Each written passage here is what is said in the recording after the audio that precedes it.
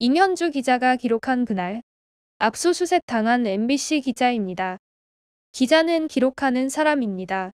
기자이기 전에 한 개인이 감당하기 힘든 일을 겪으며 기록을 남깁니다. 저는 18년 차 기자입니다. 저에겐 아이가 있습니다.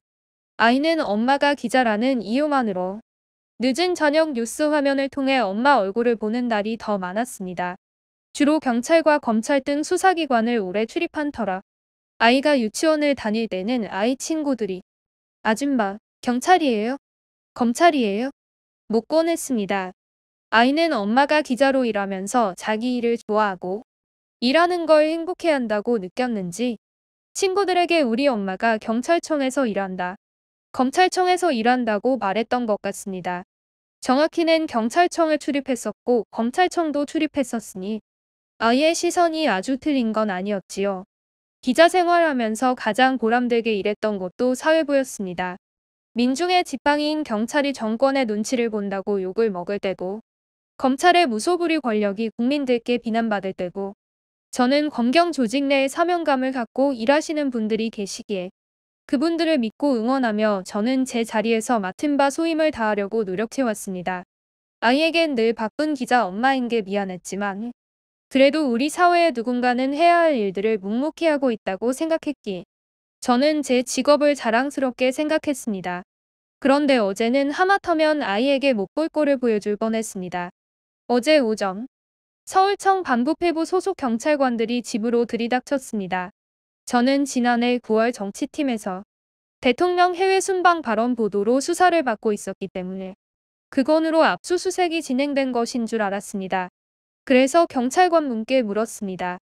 요즘은 명예훼손 혐의로도 주거지와 사무실 압수수색 영장이 발부되나요?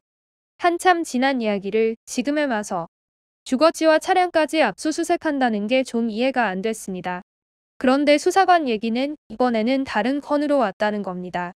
지난해 4월 한동훈 법무장관에 대한 인사청문회 당시 인사검증 자료를 A매체 기자에게 파일로 전송해 개인정보보호법 위반 혐의가 인정된다는 것이었습니다. 저는 좀 구체적으로 내용을 설명해 달라고 했더니 경찰은 알려줄 수 없다면서 저에게 대뜸 이렇게 말을 했습니다. 휴대전화부터 제출하시죠. 한동훈 장관님께서도 휴대전화 압수수색은 협조하셨습니다. 저는 제 귀를 의심했습니다. 경찰이 영장 집행을 나와서 기자에게 한동훈 장관님을 언급하는 이유는 무엇이며 무엇보다 중립적이어야 할 수사기관이 마치 한동훈 장관님의 대변인 같은 발언을 하며 휴대전화 압수수색에 협조를 하라니 압수수색을 경찰에서 나온 건지 검찰에서 나온 건지 헷갈릴 정도였습니다. 저는 말문이 막혔습니다. 한 장관님께서 당시 휴대전화 제출 과정에서 검사와 몸싸움이 벌어져 독직 폭행으로 문제 제기하지 않았던가요? 제 기억엔 때까지 휴대전화 비밀번호는 알려주시지 않으신 걸로 아는데 어떤 협조를 하셨다는 말씀인지 경찰은 더 이상 한동훈 장관이 휴대전화 압수수색에 협조했다는 말은 하지 않았습니다. 얼마 후 변호사님이 도착했고 경찰이 제시한 영장을 읽어봤습니다.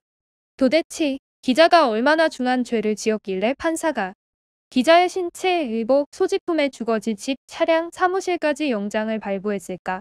변호사님과 함께 영장 내용을 확인하고 신체, 의복, 소지품에 대한 수색에 협조하고 차량 수색이 끝난 뒤 주거지에 대한 압수수색이 진행됐습니다. 경찰은 집안의 모든 PC, USB 등을 확인했고 취재 수첩과 다이어리 등을 확인했습니다. 2006년에 사용했던 다이어리부터 10여 년 전 사용했던 취재 수첩까지 집안의 자료란 자료는 열심히 들여다봤습니다. 과연 20년 전 다이어리와 10여 년 전 취재 수첩 등이 한 장관님의 인사청문회를 청한 PDF 파일과 무슨 연관이 있는지 상식적으로 납득이 되지 않았습니다.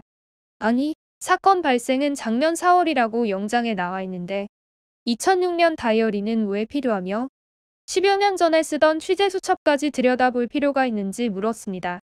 경찰은 이렇게 말했습니다. 간혹 일부러 옛날 수첩이나 다이어리에 메모를 해놓는 분들도 계셨어요. 저는 몇 시간 동안 최대한 수사기관 분들께 수사 진행 협조를 했습니다.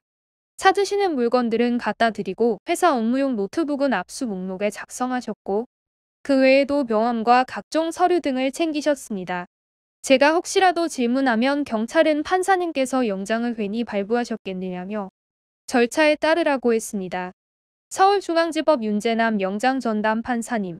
저는 수색 장소, 신체, 물건에 대한 압수수색 영장을 발부해 주셨으니 저도 최대한 협조했습니다. 하지만 경찰이 방에 들어가서 팬티까지 손으로 만지면서 서랍을 뒤지는 것을 보는데 솔직히 화가 났습니다. 영장을 발부하신 부장판사님도 같은 여자시던데 영장에는 기자의 주거지를 압수수색하면서 속옷까지 수색하라고 영장 범위에 적어 놓지는 않으셨던데요. 이런 경우는 어떻게 받아들여야 하는 건가요? 지난해 4월 한동훈 장관님의 인사청문회 파일이 문제가 되는 것이라면 저희 집에서 그 범위에 한해 압수수색을 하면 되는 것 아닌가요? 휴대전화도 제출했고 업무용 노트북도 제출했는데 굳이 가족들이 살고 있는 공간에 속옷 서랍까지 다 들춰보며 수치심을 주는 이유는 뭔가요? 저는 정말이지 경찰이 속옷 서랍을 열고 만질 때 상당히 불쾌했습니다. 그래서 정중히 부탁드렸습니다. 여기는 속옷이 있는 서랍이라고 말씀드렸는데 속옷은 손은 좀 씻고 수색해 주시죠. 몇 시간가량 집안에 대한 수색이 끝나고 다음엔 사무실로 이동했습니다.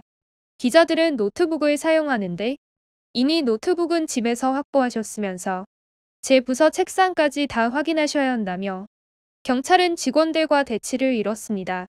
언론단체들은 이 사건이 발생한 시점이 1년 이상 지났고 기자 업무가 보통 개인 휴대폰과 전자기기 등으로 이뤄진다는 점, 뉴스룸에는 언론사가 보호해야 할 수많은 취재원 정보와 취재 관련 정보들이 모인다는 점에서 언론사에 대한 압수수색은 부당하다고 비판했습니다.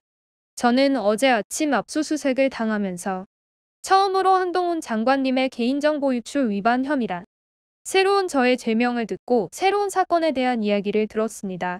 대통령에 대한 명예훼손 수사에 이어 현직 법무부 장관에 대한 개인정보 유출 수사라. 솔직히 기자 개인이 감당하기엔 저에게 죄가 있다고 하시는 분들이 너무 높은 분들이셔서 겁도 나고 두렵습니다.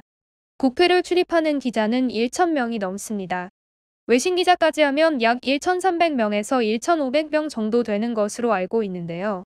인사청문회 기간이면 인사검증 자료들이 공개되고 기자들은 그 자료들을 토대로 취재하면서 인사청문 대상자에 대해 검증하는 보도를 합니다.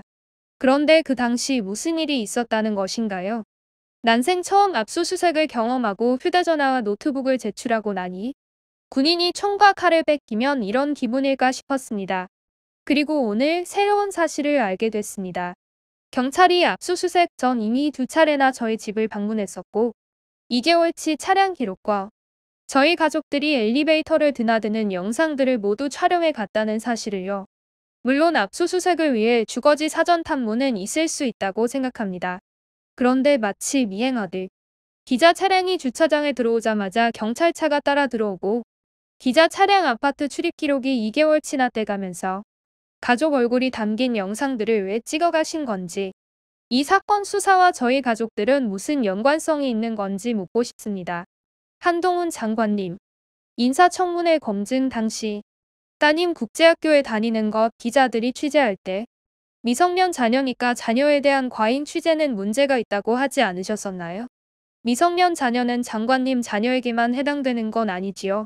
취재와 수사, 어떤 게 더 당하는 입장에서 공포스러울지 한 번쯤 생각해 보셨나요?